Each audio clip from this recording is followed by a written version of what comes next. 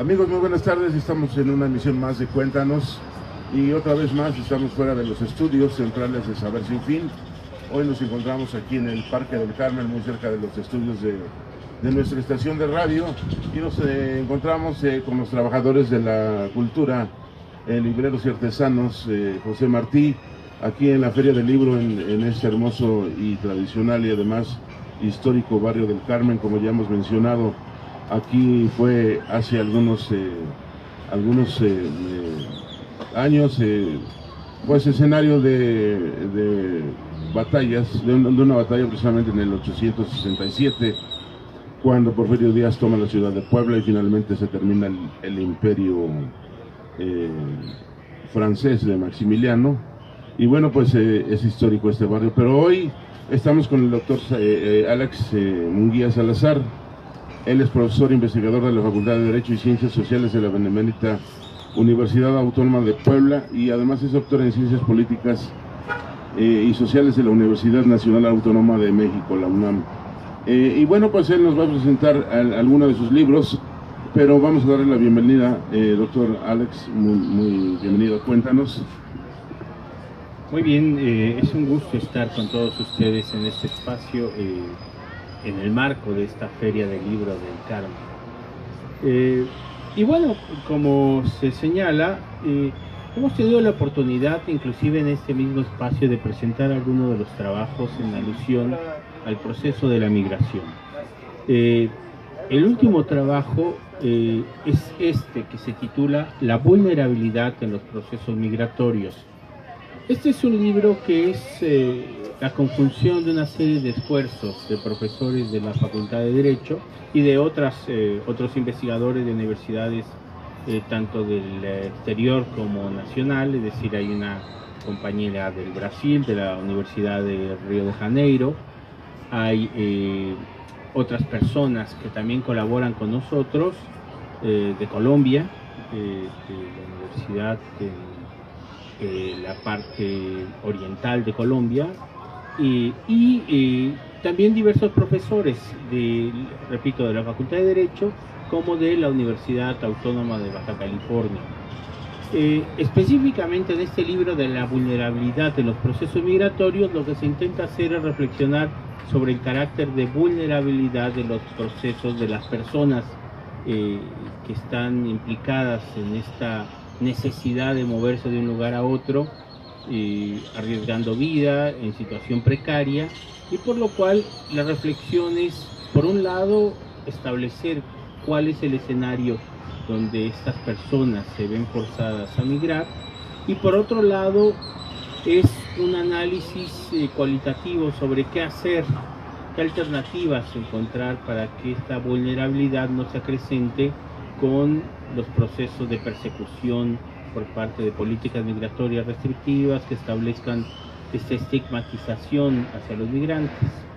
El énfasis, yo creo, de todos los que participan en el trabajo es señalar que el proceso migratorio, si bien es un proceso desgastante, difícil, complejo para quien decide hacerlo, no debe ser la justificación, esta complejidad, la justificación de la agresión que puedan sufrir dichas personas, porque todos de alguna manera o en algún momento dado nos vemos obligados a ser parte de este proceso. Es decir, entonces la reflexión es una reflexión abierta, plena, que establece alternativas sobre cómo exigir a las diferentes entidades de los estados u órganos públicos para que modifiquen esa visión de exclusión, de persecución hacia ese sector de personas.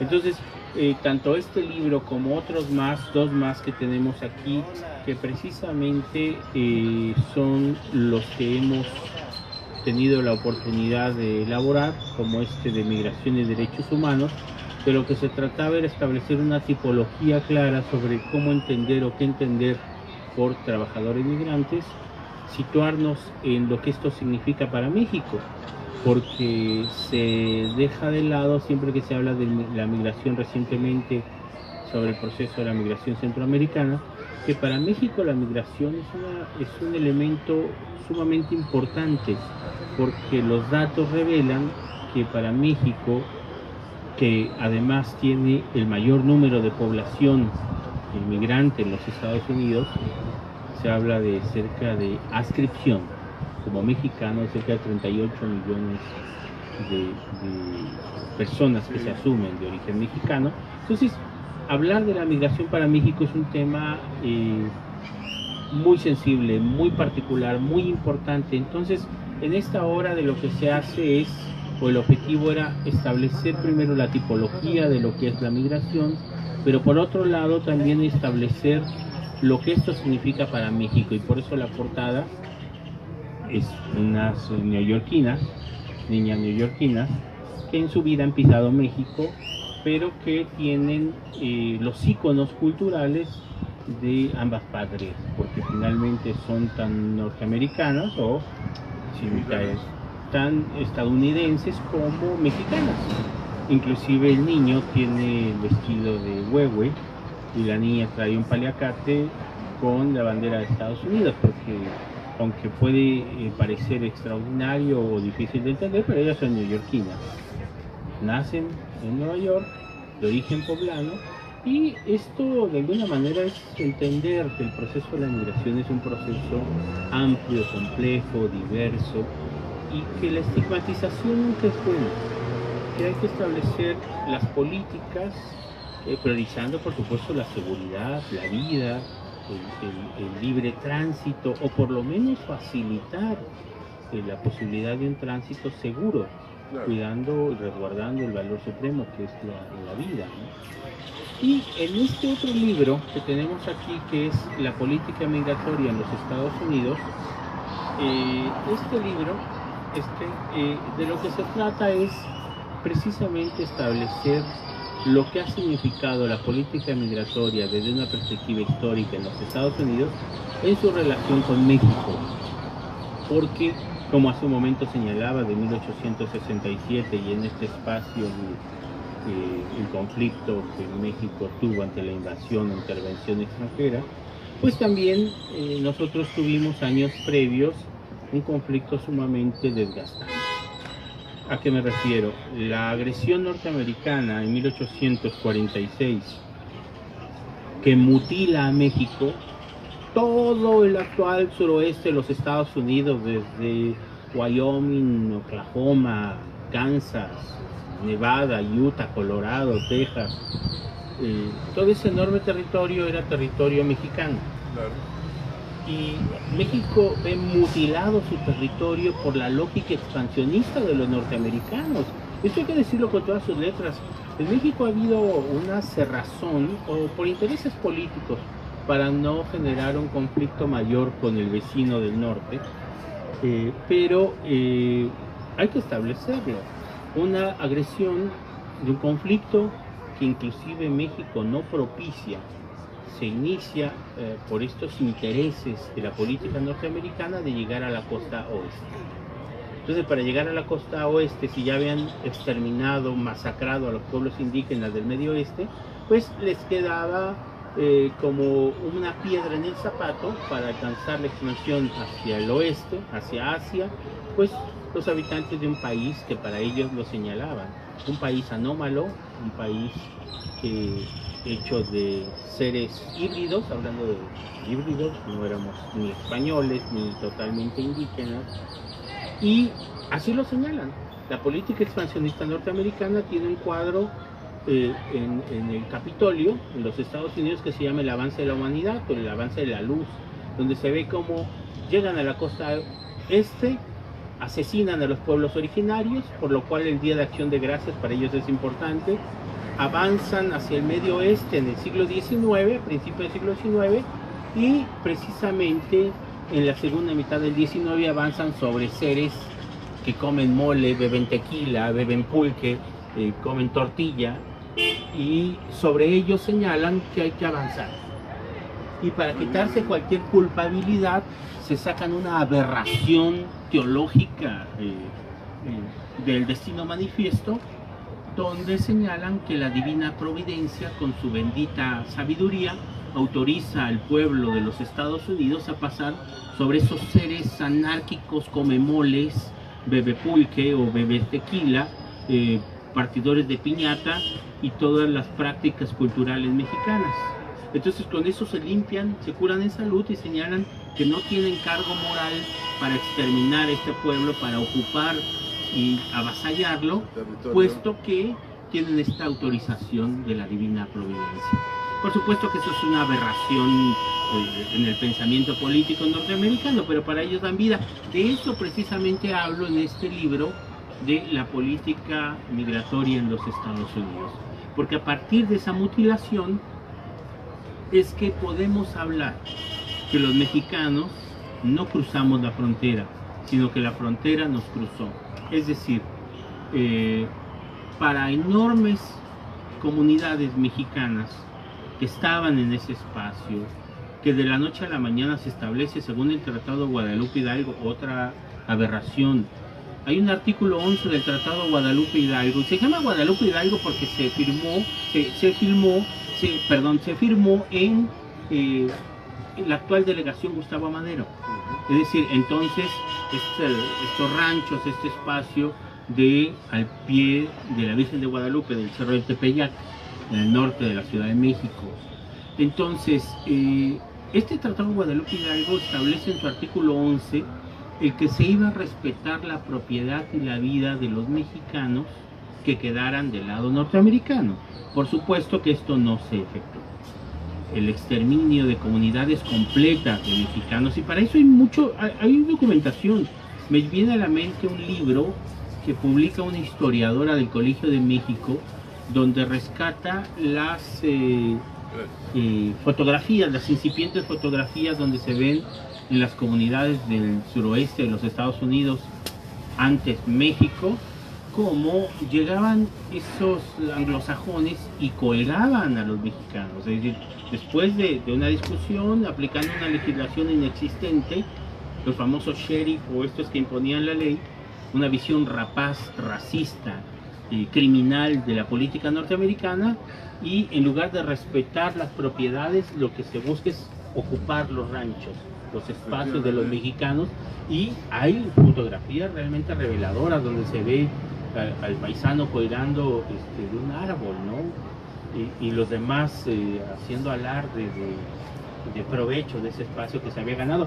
Yo creo que esto no lo tiene claro ni la propia población norteamericana, porque sobre esas bases es que ese Estado, en actitud criminal, es que ocupa los territorios del norte de México.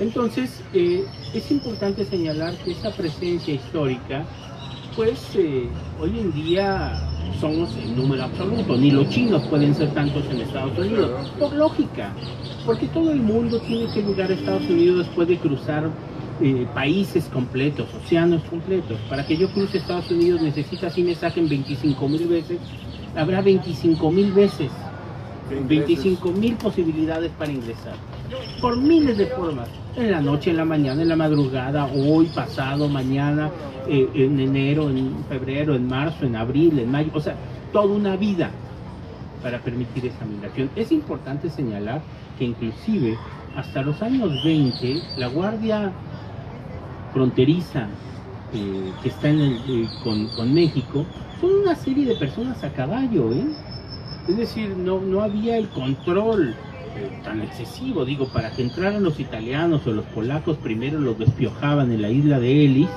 antes de permitirles el ingreso a la parte continental de los Estados Unidos. Mientras que, y lo mismo, bueno, con los asiáticos llegando a la costa oeste. Pero en el caso mexicano, un grupo de personas a caballo, que eran las que limitaban. Por lógica, 3.326 kilómetros de frontera. Es un territorio enorme. Desiertos, valles. Pero todo esto nos remite a pensar en que el proceso de la migración con México debe ser tomado con mucho cuidado, porque hay un proceso histórico, familiar. Cuando hablo de histórico es por esta presencia indudable.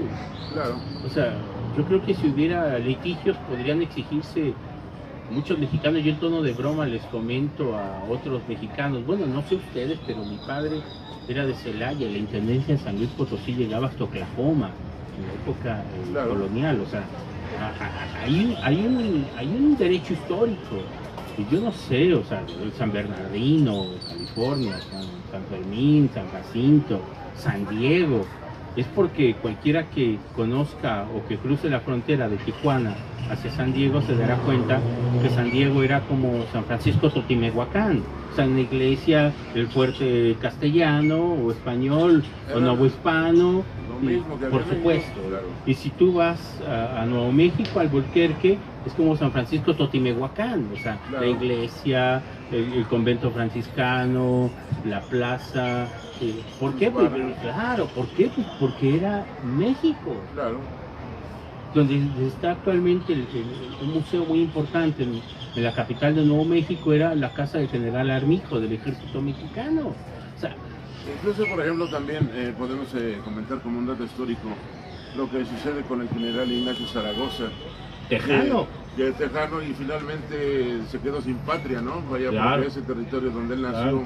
finalmente fue territorio o es territorio de Estados Unidos, pero él nació en suelo mexicano en un principio.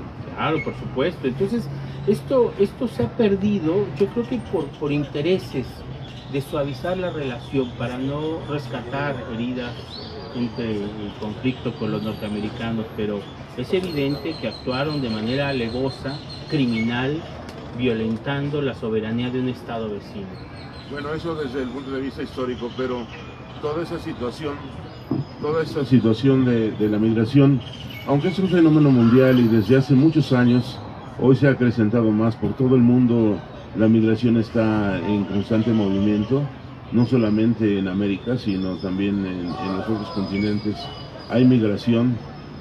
Bueno, creo que hoy el problema principal no solamente es la migración, que de hecho realmente no es un problema, Claro. es un fenómeno, pero el problema principal son los ojos de Estados Unidos, cómo ven a la migración, porque en ellos va a repercutir pues su desarrollo social y económico, que finalmente es el gran problema. Los Estados Unidos, no solamente el fenómeno de migración, como en meses pasados veíamos las caravanas que venían de hondureños pasando por Guatemala y por México, y bueno, ahí se hizo un desorden en Tijuana, pero realmente quien tiene el mayor punto y el mayor interés en este tipo de fenómenos, pues es Estados Unidos, ¿no? Ellos son quienes de alguna manera pues no regulan, sino lo hacen a su conveniencia, ¿no? Claro, lo que pasa es que hay una responsabilidad histórica. A ver, indudablemente los hondureños, los guatemaltecos, ante una situación precaria, pues buscan pues salvar su vida y acceder a nuevos estadios, mejores niveles de vida. En el caso centroamericano hay que señalar algo. Ellos curiosamente tienen un estatus especial de refugiados, se les da llegando a los Estados Unidos durante 2 años y lo pueden renovar y llevar a la familia para reunificar. Los únicos que no tienen ningún tipo de acuerdo para regularizar su situación migratoria son los seres que comen semitas, pápalo, una cerveza, un tequila o parten piñata. Es decir, con México no ha habido regularización posible. Claro. Siendo que somos los más.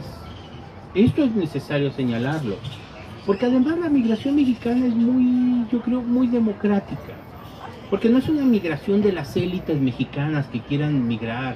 De hecho, para ellos se les acaba el juego cuando llegan a cualquier ciudad norteamericana y descubren que hay gente de todos los pueblos indígenas, pueblos pobres, olvidados de México. O sea, es decir, la migración mexicana es una migración de todos los sectores, campesinos, indígenas, clase media inclusive, o citadinos, que todos convergen en una dinámica presente en cada uno de los estados. No hay lugar de la Unión Americana que no encuentres mexicanos o comunidades Claro. mexicanas, por lógica.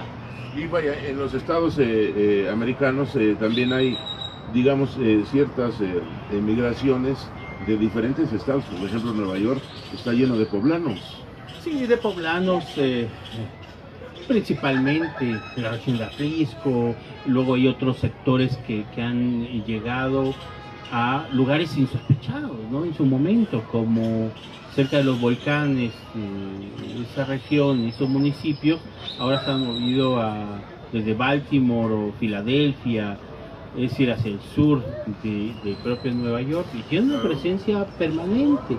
Pero lo que yo quería decir es que respecto a esta movilidad en el mundo, hay una responsabilidad de los países que esclavizaron en el siglo XIX, que se repartían el mundo y que su riqueza se debe a la expoliación de pueblos, que ahora, tarde que temprano, tienen que enfrentar la presencia de estos pueblos completos. Es decir, ¿habrá algún europeo que no se le caiga la cara de vergüenza de saber que su familia está fundada sobre el crimen, sobre la muerte de pueblos y continentes completos? ¿Habrá alguien que pueda dormir en el Reino Unido sin tener claro que masacraron, exterminaron pueblos completos en Asia? Es decir, ¿con qué cara Europa pide que no entren la gente del sur? Cuando ellos mismos exterminaron, destruyeron culturas enormes en el mundo, en Asia, en África. ¿Con qué cara Italia le puede prohibir a los norafricanos que lleguen a sus costas cuando la riqueza de Europa se debió a la expoliación y a la muerte de continentes, de África, de Asia, de América Latina? En el caso específico de Estados Unidos, debe tener claro, hubo recientemente un fraude enorme, avalado por ellos, en Honduras. Además, no Honduras fue utilizado durante todos los conflictos centroamericanos como un esquirol o como un apoyador de manera crítica a la política norteamericana. Sí, así fue, realmente así fue. Ya se les olvidó que a los guatemaltecos, que Jacobo Arbenz, que tuvo que morir en México, les suplicó que no bombardearan Guatemala, que dejaran que existiera un proceso de cambio social, que dejaran establecer la distribución de la tierra, una reforma agraria tan necesaria, con población indígena para vivir bien, para vivir mejor, y les importó un carajo. Es decir, impulsaron la destrucción de todo movimiento popular, social en Guatemala. Es decir, hay un porqué intentar llegar. Sí, y además también hay, digamos, dentro de este fenómeno migratorio, y algo que creo que al gobierno de Estados Unidos le preocupa, es que el migratorio, la gente que llega a su territorio no llega sola, sino llega con sus tradiciones y llega con sus raíces. Y ese es uno de los fenómenos que le preocupa al gobierno de Estados Unidos, porque vaya, sabemos finalmente que Estados Unidos no tiene una raíz, no tiene una identidad como tal, pero esta gente que migra y que llega a ese territorio lleva consigo sus raíces y su identidad, y ese es un problema que también ellos, el gobierno de Estados Unidos, para ellos es un conflicto. Claro, indudablemente está presente la cultura, está presente las tradiciones, están presentes. Y esto se hace evidente, pienso yo, en algo que nosotros podemos constatar en el tema de la migración mexicana. Las festividades de los tecuanes se hacen en la isla de Staten Island, en Nueva York, con la misma efervescencia o fuerza que se pueden desarrollar en Acatlán de Osorio. Los mejores tamales que puede encontrar los encuentra en Huntington Park, en California. La mejor birria la puede encontrar mirando al lago de Michigan, en Chicago, con la comunidad de Jalisco. Es decir, esto es indudable, la presencia cultural de México o de los pueblos de América Latina en los Estados Unidos son un fenómeno absolutamente natural. Hacían inclusive un lado esa descalificación que puede tener para ellos inclusive algo que puede generar un enojo de suponer que no tienen tradiciones. Indudablemente lo que puede generar para ellos una inquietud es que no es lo mismo traer población extracontinental que tiene que romper tradiciones por lógica. Sí, cuando llegaban las comunidades asiáticas, poco a poco empezaban a desarrollar algo que era la propia convivencia con la gente, con todo y la exclusión, pero poco a poco insertarse en el famoso melting pot.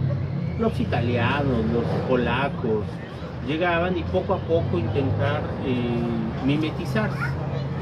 Pero no es lo mismo, y ellos mismos lo señalan. Hay un politólogo que murió hace unos años, Samuel Huntington, que él era profesor de la carrera de ciencia política de la Universidad de Harvard, de una materia, whatever that means, como dirían ellos, cualquier cosa que eso signifique, de una materia que se llamaba identidad norteamericana o identidad americana, hablando de cultura, donde precisamente él publica un libro casi póstumo en los últimos años de su vida, que generó mucho rechazo, que se llamó Who We Are About Identities, quiénes somos acerca de identidades, donde analiza y dice que los Estados Unidos pueden sufrir ataques nucleares, invasiones islámicas o cualquier agresión extracontinental, pero lo peor que puede recibir o que le puede generar un problema mayúsculo es seguir recibiendo esos seres que beben tequila, beben pulque, comen mole y le hablan a la abuelita todos los días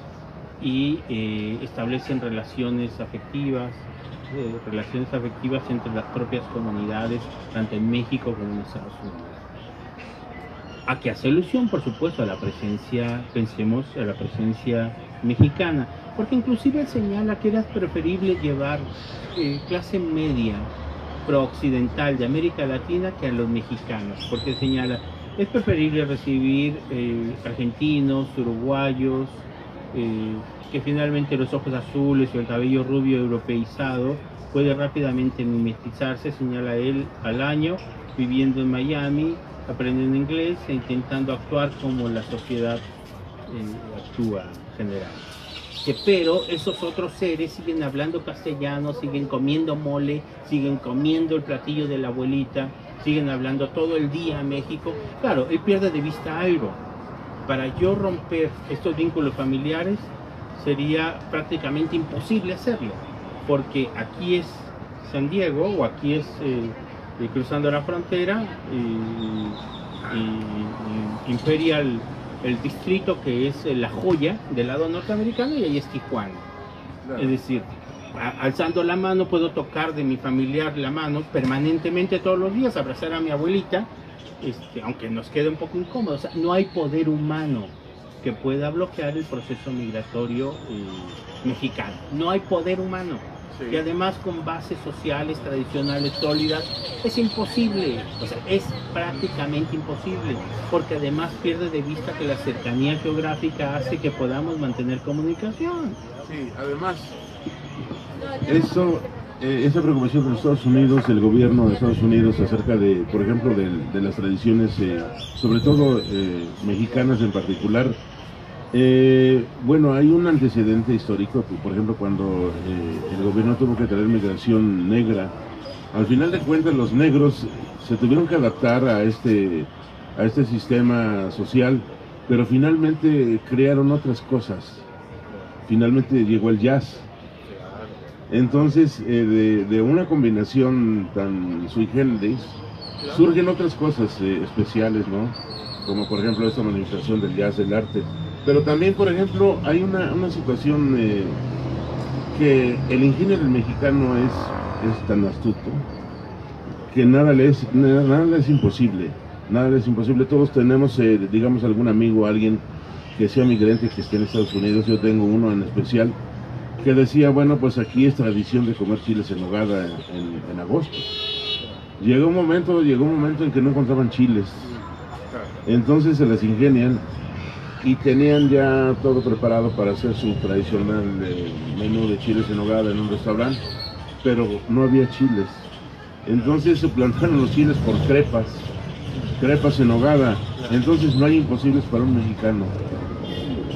Y además, otra de las inquietudes y de las cuestiones de la migración, en cuanto al derecho de los migrantes, ¿qué tanto se ha avanzado? ¿Qué tanto Estados Unidos se ha preocupado en ello? Porque vaya, todos tenemos algún derecho como seres humanos. ¿Qué tanto ¿Ha avanzado Estados Unidos o qué tanto no quiere avanzar en cuanto a, pues al trato humano de toda esta gente?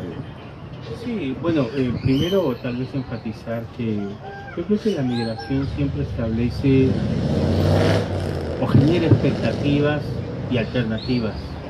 Yo creo que esa capacidad de encontrar alternativas en la comida, en la vivienda, en las relaciones interpersonales, no es nada más mexicano. Todos los que viven un proceso migratorio tienen que buscarse. El proceso migratorio latinoamericano en España es evidente.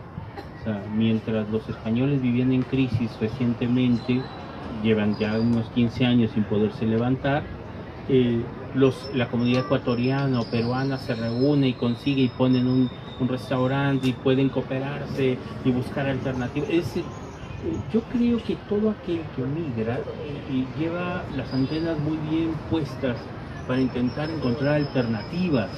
Es decir, mientras que la sociedad receptora está más cómoda, está menos abierta al cambio, menos abierta a la recepción, por lo cual siempre se cierra.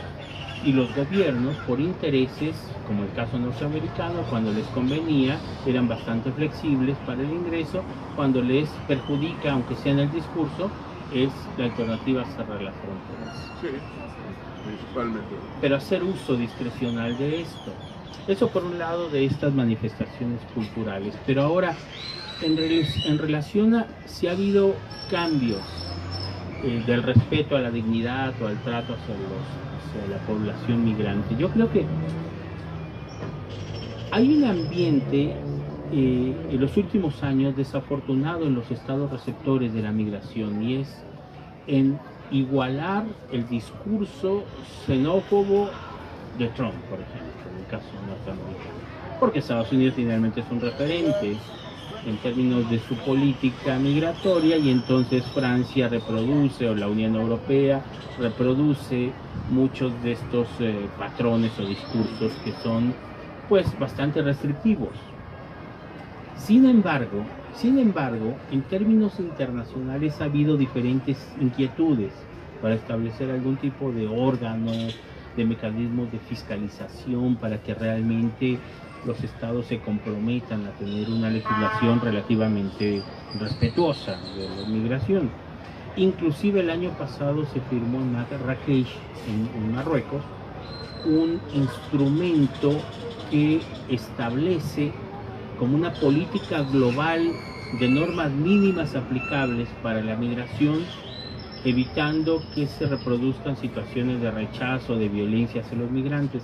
Por supuesto, es en el ámbito de la Organización de Naciones Unidas. Cuando digo sin embargo es porque desafortunadamente los estados que detentan el poder económico, político y militar hacen un uso y caso discrecional de la Organización de Naciones Unidas. Es decir, a ti, país pequeño, te podemos invadir o poner una serie de restricciones económicas, cuasi bloqueo, porque no respondes, o se utiliza como argumento el que no respondas a decisiones de Naciones Unidas, aunque estas no sean reales, mientras que tu país que detentas el poder económico, político y militar, primero eres parte del Consejo de Seguridad, el órgano decisorio de la ONU. Es decir, para que te hagas daño tú mismo tendrías precisamente que autoflagelarte. Y por supuesto puedes hacer un uso discrecional. Es decir, ¿quién en el planeta puede cuestionar las decisiones de los países que detentan el poder económico político? Es decir, Estados Unidos, Reino Unido, Francia, China y Rusia. China y Rusia como dos poderes que están insertos. Ellos sí tienen capacidad de decisión en el Consejo de Seguridad de la Organización de Naciones Unidas. Pero, por supuesto que China y Rusia tampoco podemos pedirles mucho. Ellos tienen diferentes dinámicas internas, problemas, como para que sean la contraparte efectiva de la paz o la seguridad en el mundo. Entonces, en ausencia del poder real o efectivo de China y Rusia, pues el Reino Unido y sus amigotes como los Estados Unidos y Francia pues hacen lo que quieren. Claro. Pero el punto aquí es que existe un avance a nivel internacional respecto a la normatividad de cómo obligar a los estados a establecer políticas migratorias respetuosas de derechos fundamentales. Ha habido inclusive avances. Yo pensaría inclusive en un instrumento que estuvo en funcionamiento y sigue estando, la Convención Internacional sobre el Derecho de todos los trabajadores migrantes y sus familias, que establecía dos principios sumamente importantes. Uno, que se debía priorizar el tema laboral de la migración por encima de la criminalización de portar o no portar documentos. Eso es sumamente importante e interesante, porque digo, finalmente el ingresar sin documentos a un país es como una falta administrativa, no es un crimen. O sea, tampoco la policía puede dispararte, o sea, es como cuando de niño jugabas a las escondidas. Es una pequeña travesura. Por supuesto, una falta administrativa, punto, pero no has cometido un crimen. Pero el discurso es que si entras sin documentos puede significar que eres un posible criminal. Que eso ya sería el extremo. Sí, la sí, política excluyente de los países, principalmente receptores de migrantes, para justificar la agresión, es que dicen, es que ellos son criminales. Siendo que en realidad cometieron una falta administrativa. O sea, ingresaron a un lugar por una vía no autorizada, pero eso no constituye un crimen. Te detienen, te agarran y bueno, desafortunadamente te pueden regresar. Pero ¿qué va de eso a que como mujer que seas violada o que te puedan tirar al río, que te puedan hacer una serie de atropellos, que eso ya es un exceso y se justifica porque se señala que has ingresado y que constituye un crimen? Eres un presunto criminal. Por supuesto. Entonces, hacia cómo establecer algún tipo de normatividad, pues ya existen instituciones, existen convenciones. En el caso, por ejemplo, de México, que es importante, México es parte de esta convención internacional. De hecho, esa convención evidencia algo que debemos tener claro: la hipocresía. Esto lo decía Emanuel Wallenstein, intelectual judío alemán neoyorquino, que recientemente estuvo inclusive en México. Él señalaba que no había mayor hipocresía que en el tema migratorio por parte de los estados, porque señala, se les usa de manera discrecional, esto que decíamos que subsidian directa o indirectamente el campo en los Estados Unidos, por ejemplo. Claro, sí. O sea, si no tienen trabajadores migrantes, ¿quién demonios va a trabajar? Los redneck, No, los pues, cantantes de rock norteamericanos, que se les conoce como los redneck, es decir, los cuello rojo por estar trabajando en el campo, o los white trash, que son como lo eran los grupos como Nirvana, y todos eran white trash, o sea, basura blanca, vistos por la sociedad como la basura blanca. O sea, ¿quién va a trabajar el campo? ¿Ellos? No, imposible. O sea, ¿una clase media citadina? No, entonces, ese uso discrecional, señalaba Wallenstein, que es o que constituye o que evidencia esta hipocresía, porque, a ver, por parte de los estados, porque esta Convención Internacional sobre el Derecho de todos los trabajadores migrantes y sus familias, que establecía ese principio de que se debe priorizar el tema laboral, finalmente migra por un trabajo, claro, por un salario, por encima de la criminalización de portar o no portar documentos. Estableció otro principio, y era la definición efectiva de qué se iba a entender por trabajador migrante. Y esa convención decía: trabajador migrante aquí y en China se va a entender como toda persona que esté desarrollando, haya desarrollado o desarrollará una actividad por la cual recibe una remuneración en un estado del cual él no sea nacional, va a ser entendido como trabajador migrante. Se debe priorizar el tema laboral por encima de la criminalización de la migración. Claro. Pero ese instrumento evidenciaba, ¿quién crees que ratificó dicho instrumento? Los países expulsores de trabajadores migrantes en el mundo, México inclusive. ¿Qué estados crees tú que pugnaron porque no entrara en vigor dicho instrumento? Dijeron: nunca, bajo ninguna circunstancia vamos a permitir que entre en vigor un instrumento de estas características. Yo tengo quién: Japón, principal receptor de trabajadores migrantes en Asia, Estados Unidos y Canadá, los dos hermanitos de la mano, señalaron nunca, jamás, bajo ninguna circunstancia podríamos tolerar la vigencia de ese instrumento, y donde que en el discurso siempre se maneja, ¿no? Sobre todo porque son los más afectados. Claro. ¿Y quién crees? Además, en bloque, de la mano, desde Madrid hasta Dublín, señalaron nunca, jamás. La Unión Europea jamás podría permitir o tolerar la vigencia de dicho instrumento. ¿Por qué? Porque establece el respeto efectivo de los derechos fundamentales laborales de la migración. Es decir, si la migración está presente es porque hay unos responsables que han generado acciones en los propios países que han expoliado, destruido, inclusive en México. Los tres niveles de gobierno sabían que si los mexicanos salen es no precisamente porque quieran conocer Estados Unidos.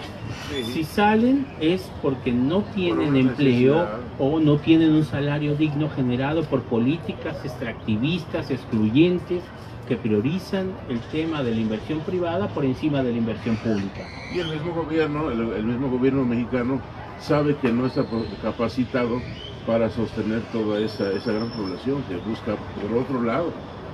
Claro, entonces, es decir, en el tema migratorio yo creo que queda más que claro que es como un voto con los pies, es decir, es un voto, es un rechazo a las políticas establecidas a nivel interno por estos estados o estas políticas excluyentes, no sociales, y entonces son directamente responsables de esa salida de personas. Entonces, que nadie se siente espantado, ni los europeos, ante la presencia de africanos, porque, repito, son directamente responsables desde una perspectiva histórica de la pobreza de esos estados. Claro. O sea, ¿con qué cara hablan de la esclavitud?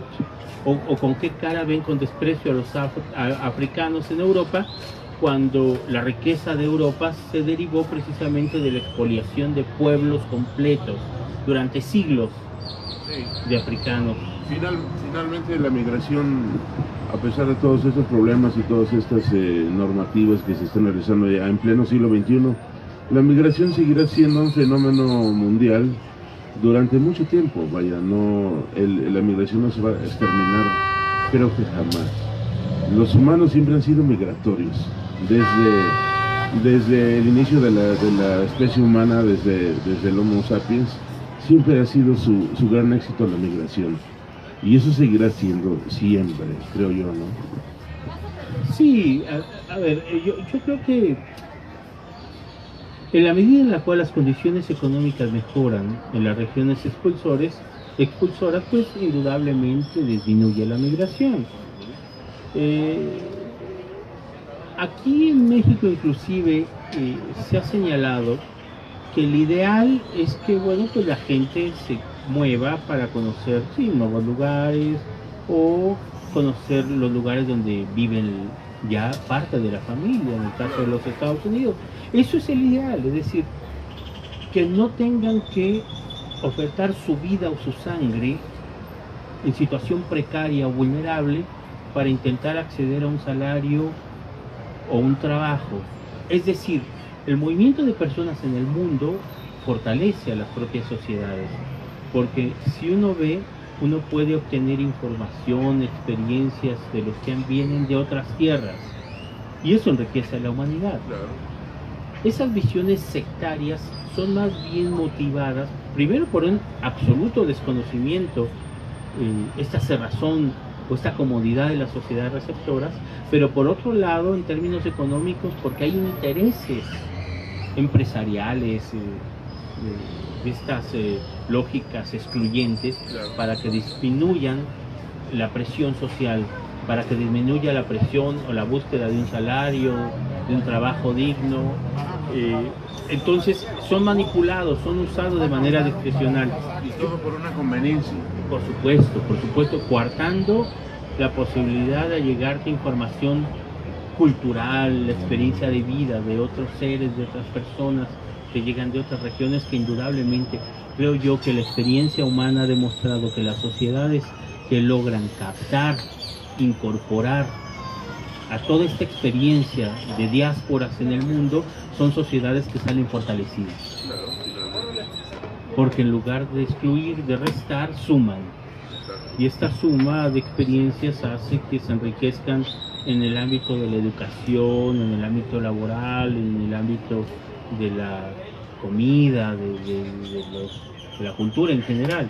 Precisamente el éxito de los norteamericanos, bueno, de Había sido, claro. exactamente, pues precisamente por todo este tipo de migraciones. Recuerdo, por ejemplo, allá por los años 30, 40, Estados Unidos pedía migrantes. Claro. Hoy lo rechaza, pero vaya, esto es como comentaba yo, esa conveniencia de los pueblos, ¿no? Y finalmente también la conveniencia de los migrantes, por no tener digamos, un desarrollo adecuado, humano en su región, pues tienen que buscarlo en otros lugares, y por eso vemos tanta migración, sobre todo en esta época, ¿no? En pleno siglo XXI, donde la gente se sigue moviendo, pero pues es por todas las razones, porque ven en aquel lugar que hay y en su lugar que no hay, finalmente. Bueno, un elemento importante es que, y abona un poco a la discusión sobre el por qué establecer política restrictiva, que no se valida, pero que es un elemento que se señala por la sociedad receptora, es que vienen a delinquir. Yo creo que hay dos cosas, hay que separar claramente dos cosas. La primera, el ingresar a una sociedad, como decíamos, a un estado, únicamente es una falta administrativa. Ese es un tema estrictamente enfocado a la seguridad de las fronteras. Pero por otro lado, la seguridad pública es otra cosa, es decir, no hay que confundir seguridad nacional con seguridad pública. Quien comete un delito obtiene una sanción, sea hondureño, mexicano.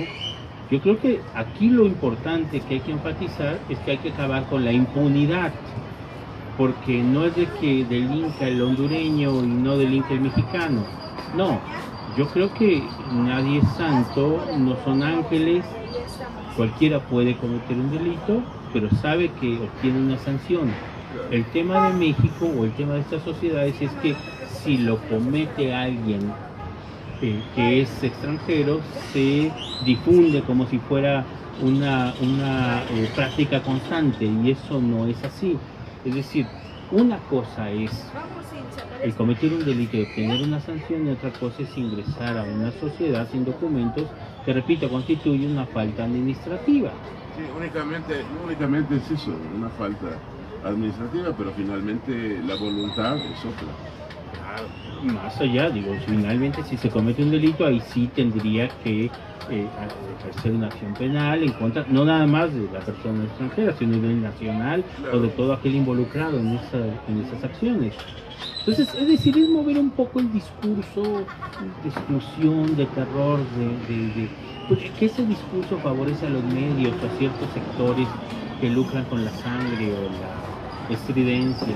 En realidad, el fenómeno migratorio es constante. De lo que hablamos nosotros es un poco la reflexión de la migración para México, que es importante por los números totales que hemos señalado. Hoy en día es un tema coyuntural, el tema de la migración centroamericana, que bueno, se suma a un proceso pues complejo, difícil, que además se sobredimensiona, porque siempre se manejan cifras de 500,000 centroamericanos que llegaron, que es infinitamente menor a la cifra real de estas caravanas, digo. Pero, es decir, la lógica es que debe haber un respeto hacia la sociedad, pero digo, no nada más de migrantes, sino de las autoridades, de las personas involucradas en el tránsito de estas incluso en México juega un papel importante, porque es un territorio muy amplio y además es el paso de estos migrantes centroamericanos, y pues somos el país que está cerca de los Estados Unidos, cerca del objetivo, podría decirse así.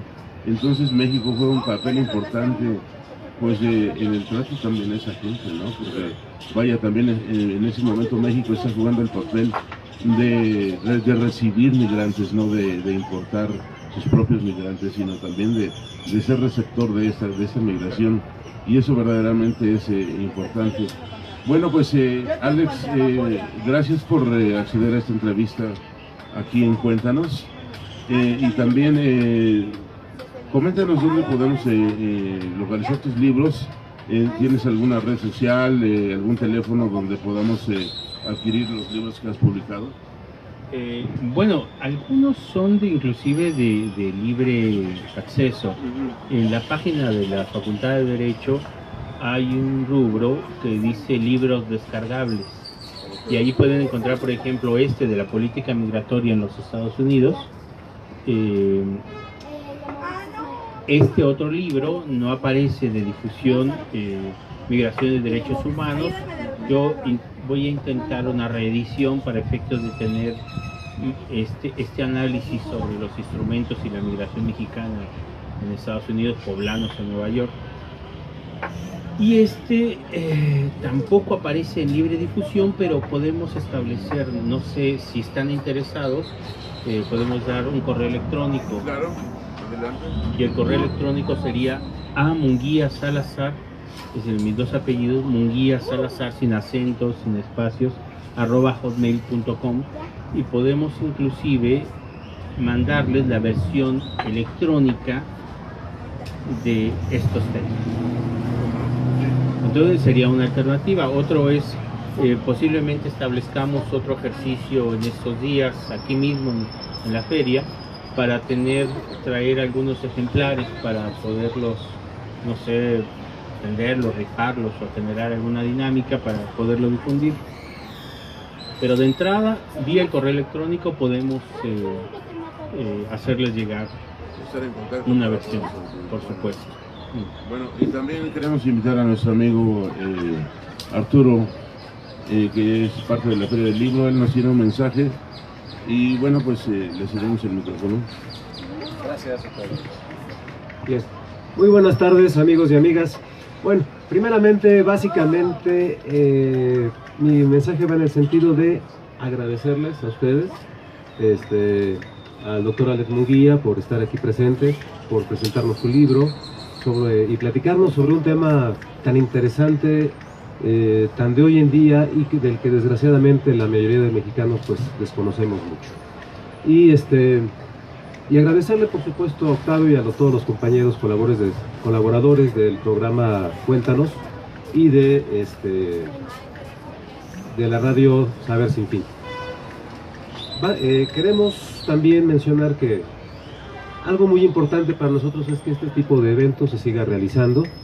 ¿Sí? Estamos aquí no solo para vender libros, sino para abrir un espacio a todos los escritores, músicos, en fin, a todos los que tengan que aportar algo a lo que es la cultura en el estado de Puebla. ¿Sí? Como mencionamos antes, no solo es la venta de libros, está aquí la promoción del ajedrez, y vamos a seguir teniendo actividades de este tipo. Los autores que quieran presentar su libro tienen el espacio abierto, músicos, cantantes, poetas, como dije, todos los que quieran aportar algo al terreno de la cultura y al arte. En este momento se está realizando en el Zócalo de la ciudad de Puebla también una feria de libro muy grande. Me dicen que el costo fue un poquito más de $1 millón, lo cual me parece un poquito excesivo, si estamos hablando de austeridad republicana. Pero bueno, dentro de todo es algo muy positivo que ya el ayuntamiento del municipio de Puebla, en el Zócalo, se abra este espacio para la exposición y la venta de libros. Lo vemos como algo muy positivo, ya que esto demuestra que, pues en primer lugar, el Zócalo no debe ser un espacio vedado para la venta de los libros, la exposición y la venta de libros.